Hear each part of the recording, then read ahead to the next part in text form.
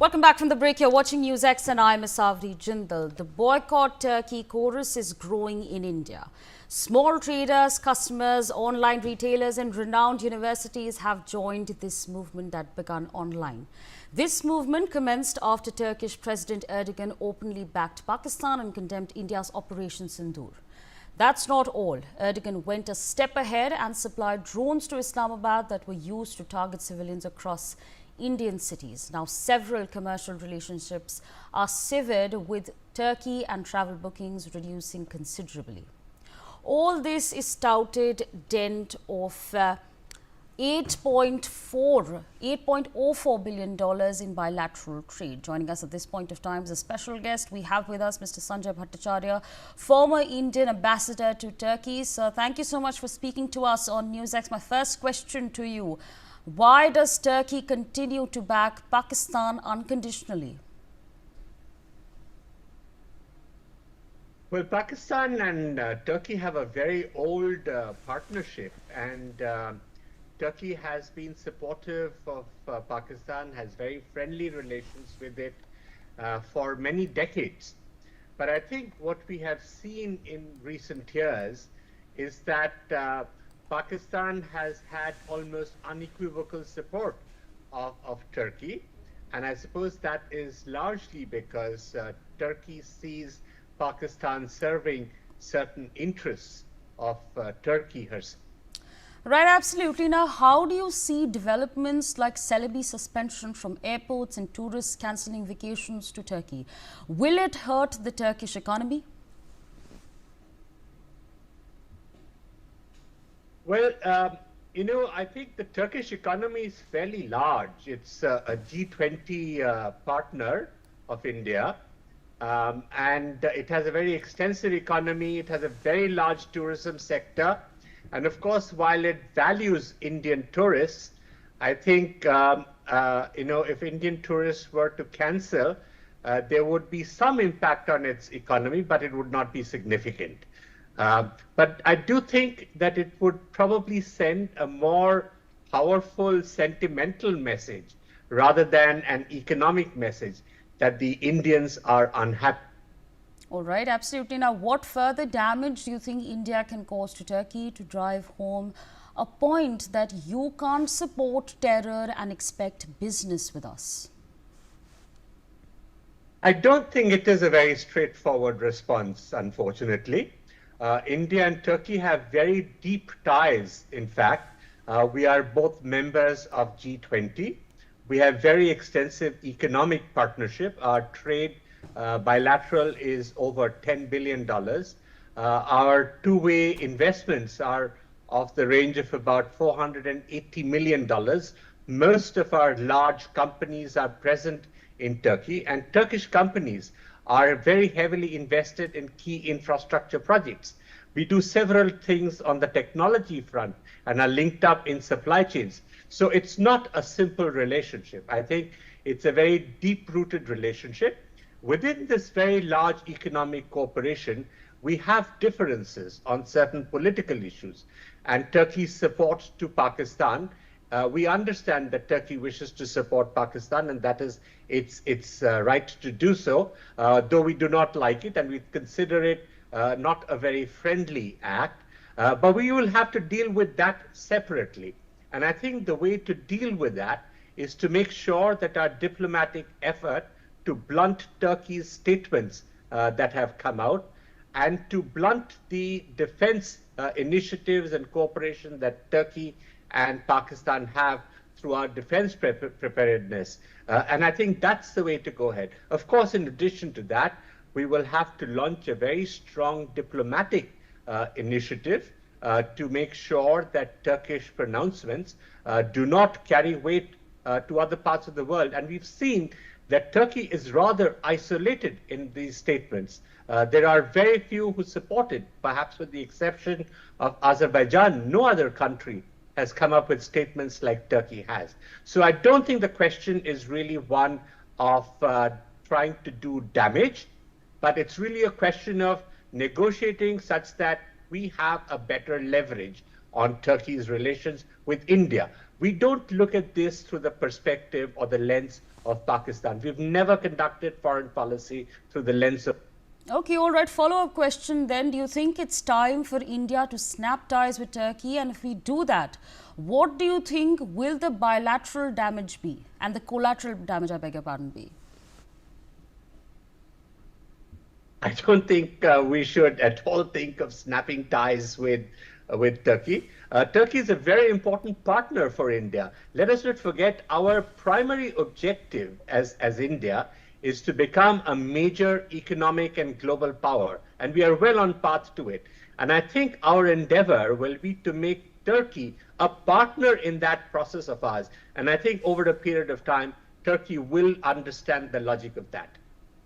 All right, absolutely. Now, do you think India should support Kurdish parties in response to Turkey supporting Pakistan and its terror?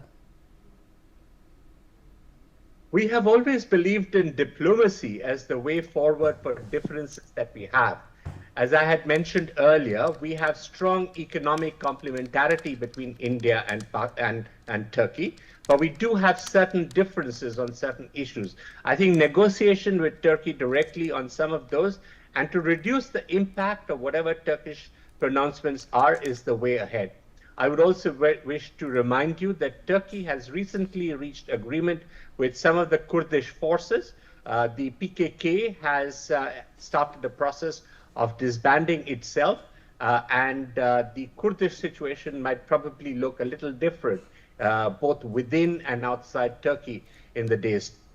Right, so absolutely my last question to you. Do you think this unwavering support to Pakistan against India is just Erdogan doing, or it reflects the sentiments of all Turkish people? What's your assessment?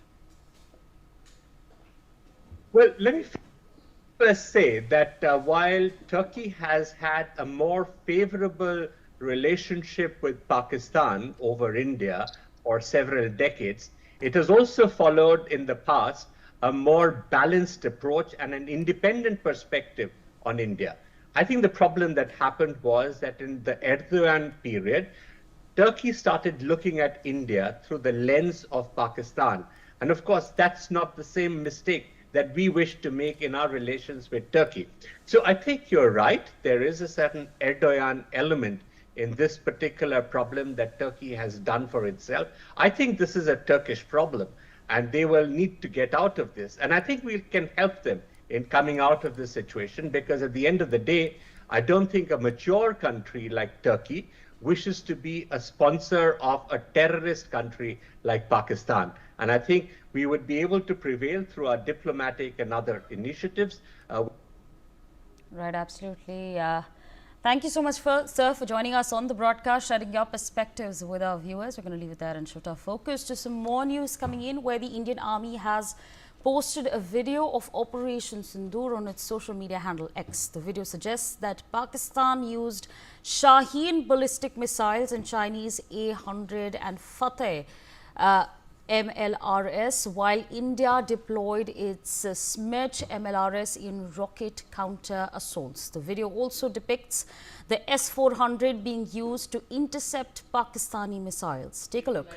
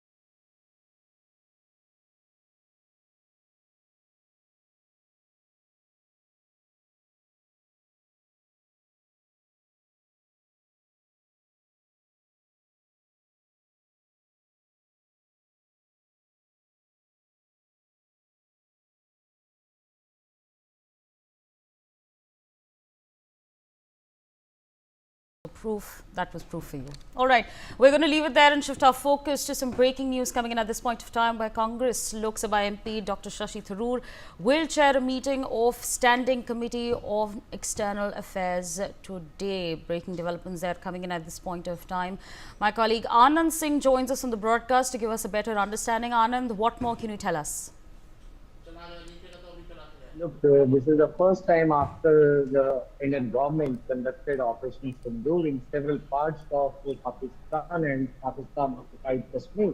So Shashi Tharoor, who is also the chairman of the Standing Committee on External Affairs, today will be chairing a crucial meeting in Parliament premises there, and he will be discussing that how India gave a befitting reply to Pakistan post-Pahalgam terror attack, in which 26 Indian citizens, including one Nepali citizen, died. And clearly, this meeting hold prominence as the Foreign Secretary Vikram Misri will also be briefing all the standing committee members that what were the steps that India took during Operation Sindoor.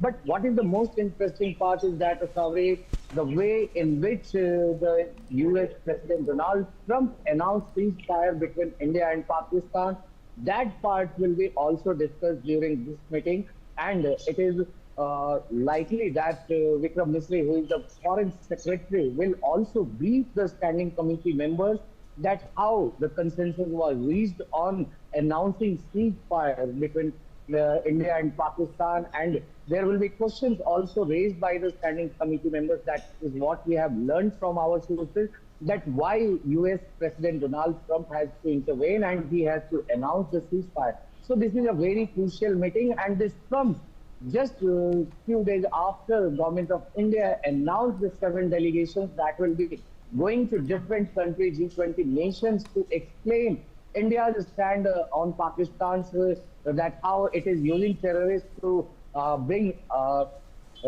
some problems in India and try to subvert several of the Indian government actions in several parts of Jammu and Kashmir, where the development work is being carried out by the Indian government. So clearly this meeting is very important today, and Shashi Tharoor, who is the chairman of the Standing Committee on External Affairs, will be chairing this meeting.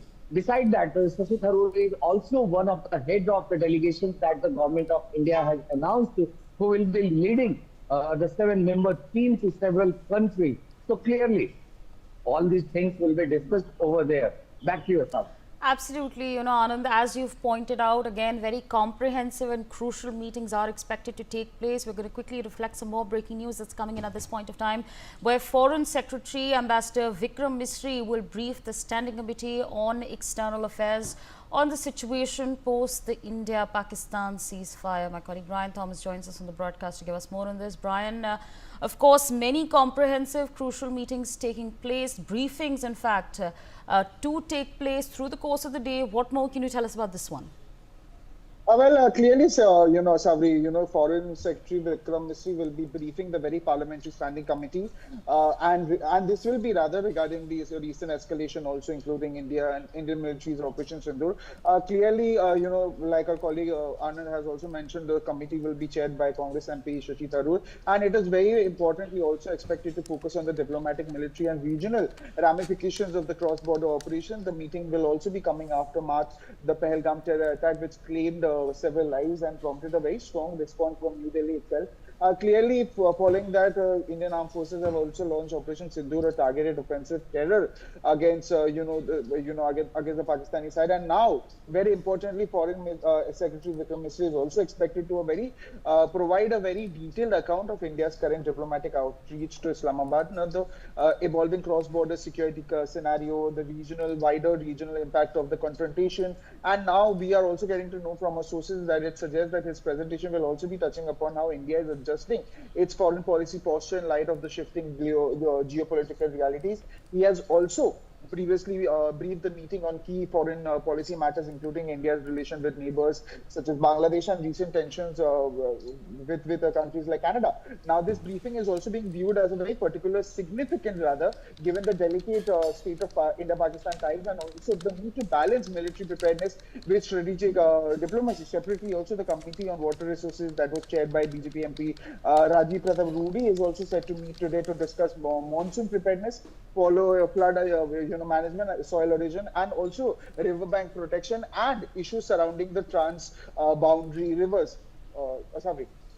Absolutely. Brian, stay on with us. We have some more breaking news coming in, where External Affairs Minister Dr. S. Jaishankar will embark on an official visit to the Netherlands, Denmark and Germany today. This three-nation tour will span over 6 days. During the visit, External Affairs Minister S. Jaishankar will meet the leadership of the three countries and hold discussions with his counterparts on the entire gamut of bilateral relations and regional and global matters of mutual interest. Brian continues to be with us. Brian, of course, it's a very significant meeting that is slated to take place. Three nations in a span of 6 days is what we are learning. What more can you tell us about all these days and what exactly is on the agenda? Well, Savri, clearly, External Affairs Minister Jaishankar will be embarking on this very 6-day official visit to the Netherlands, Denmark and Germany, which will be beginning from today itself. And it will be his first foreign tour since the recent four-day military standoff between both India and Pak. According to a statement that was issued yesterday by the ME also, Jaishankar will be visiting the three European nations from today till 24th. During his visit also, he is expected to brief his counterparts and recent interlocutors also on Pakistan's continued support for cross-border terrorism and also the recent spike in regional tensions following the Pahalgam itself, terror attack that has happened. And this visit is also, very importantly, will be aimed at strengthening strategic partnership, enhancing economic cooperation, and also discussing shared concerns on regional and global security, including terrorism, multilateral uniform, and Indo-Pacific itself, Asabri. Yes. Absolutely. Brian, thank you so much for joining us, sharing all those details with us. We're going to leave it there and shift our focus to some more breaking news coming in, where the Andhra Pradesh and Telangana police have arrested 2 people in a joint operation who were plotting to carry out a blast in Hyderabad. The accused have been identified as Siraj-ur-Rahman and Saeed Samir. They hail from Vijayanagar, and the two formed an organization called Al-Hind Ittihaadul Muslimin and started their activities. During the search, ammonia, sulfur and aluminium powder and explosives were seized. According to sources, the NIA is keeping a close eye on this matter even as the state police carries out the probe. Javed Hussain joins us on the broadcast to give us more on this. Javed, of course, ramping up internal security. Of course, we're now referring to these 2 arrests that have taken place. What more can you tell us? And, what all has been seized? What do we know about these 2 people who've been arrested? और देखिए counter intelligence agency जो है आंध्र प्रदेश और तेलंगाना की इनके joint operation में 2 लोगों को पकड़ा गया है, जिनका नाम आपको मोहम्मद सैयद समीर और सिराजुर रहमान है। सिराजुर रहमान जो आंध्र प्रदेश का रहने वाला है और सैयद समीर जो है वो हैदराबाद यानी कि तेलंगाना का रहने वाला है। इन दोनों ने जानकारी के मुताबिक इन्होंने बताया जांच में कि इन्होंने अल हिंद इत्तेहादुल मुस्लिमीन नाम के एक फॉर्म को इन्होंने एस्टैब्लिश किया था और उसके बाद इन्होंने एक्टिविटीज अपनी शुरू की थी। एक इंफॉर्मेशन मिला था, एक इनपुट मिला था वहाँ के इंटेलिजेंस टीम को कि ये 2 शख्स जो है वो हैदराबाद में किसी ब्लास्ट को लेकर ये एक कॉन्स्पिरेसी करने वाले हैं और इनके पास एक बड़ी जो बरामद की गई है ब्लास्ट को लेकर इनके पास सामान है और जिसमें आईडी भी है शामिल है।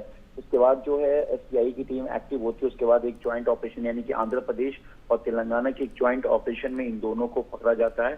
फिलहाल इस वक्त इन दोनों से पूछताछ की जा रही है और ये जानने की कोशिश की जा रही है कि क्या ये किसी टेररिस्ट ऑर्गेनाइजेशन के बेस पर ही इन्होंने खुद की एक फॉर्म को एक जो ऑर्गेनाइज किया था, इन्होंने एस्टैब्लिश किया था, जिसको एक्टिवेट करना चाह रहे थे। इनके साथ और कौन कौन लोग हैं, इनके मोबाइल फोन, इनके इक्विपमेंट को, इनके डिजिटल इक्विपमेंट को तमाम को सर्च ऑपरेशन किया जा रहा है, तलाशी भी जारी है।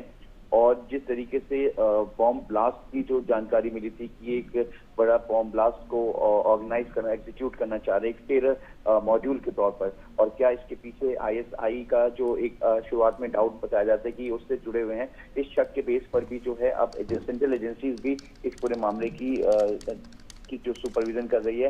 हालांकि केंद्रीय जांच एजेंसी एनआईए को अभी ये केस ट्रांसफर नहीं है, क्योंकि अभी स्टेट पुलिस और वहां की काउंटर इंटेलिजेंस टीम जो है वो इसकी जांच कर रही है। एनआईए इसको सुपरविजन कर रही है, इस मामले को पूरी तरह से एग्जामिन कर रही है। और साथ ही जिस तरीके से ये दो लोग पकड़े गए हैं, दोनों आंध्र प्रदेश और तेलंगाना के हैं, अब इनके मूवमेंट को, इनकी एक्टिविटी को, और अभी तक ये किससे किससे इनकी मुलाकात हो चुकी है, क्या इन्होंने देश के बाहर भी इनकी बात हुई है, इस तरीके का कोई इन्हें कमांड मिला है, और जिस तरीके से एक बड़े मात्रा में इनके पास जिस तरीके से ये विस्फोटक पदार्थ मिले हैं, उसको लेकर भी जानकारी हासिल की जा रही है कि आखिर ये लोगों ने इसे कहां से कलेक्ट किया और कैसे इन तक पहुंचा। Right, absolutely.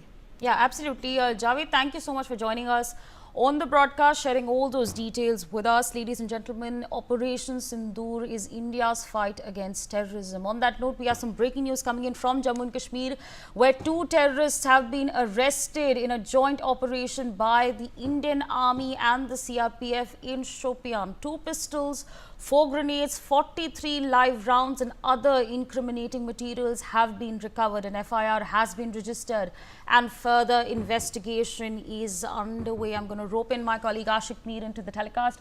Ashik, big developments taking place. Shopian, of course, we've been seeing a lot of activity over there. Now we know that 2 more terrorists have been arrested. What more can you tell us? Well, absolutely, Sabri. It's a big development, but we are picking from the South Kashmir Shopana area, where 2 terrorist associates have been arrested by the security forces, including 34 Rashtra Rifles and CRPF and Jammu and Kashmir Police. So far, there have been a huge arms and ammunition recovery from their position. And this development comes after the Operation Sindoor was launched in POK and other parts of the Pakistan, and hundreds of terrorists were neutralized in that operation. So far, we have earlier seen the encounter which has taken place in South Kashmir, 2 big encounters in which 6 terrorists have been killed. They all are from the Lashkar-e-Taiba and Jaish-e-Mohammed outfits. So far, there are anti-terror operations ongoing in Jammu Kashmir, including in South Kashmir and North Kashmir areas.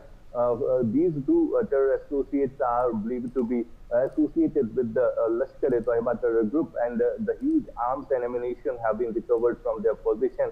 Earlier, we have seen so many OGWs being arrested after the Pahalgam's deadliest terror attack, which took on 22 May, and there were 26 lives who were lost. After that, the NIA is continuously monitoring the situation. So far, NIA has got some clues that how these OGW workers have been given tasks to attack on non-local and civilian people, so that the terrorist